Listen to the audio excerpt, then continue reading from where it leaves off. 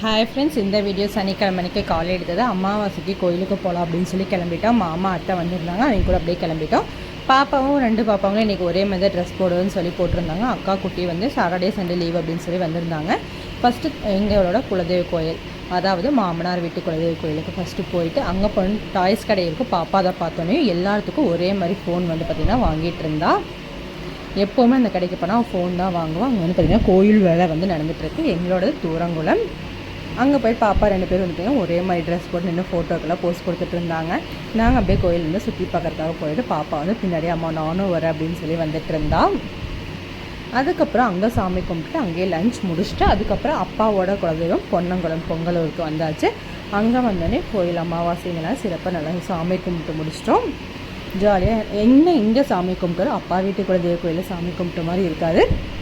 பாப்பா எப்போவுமே இங்கே தூரியில் வந்து விளையாடுவா. தேங்க்யூ.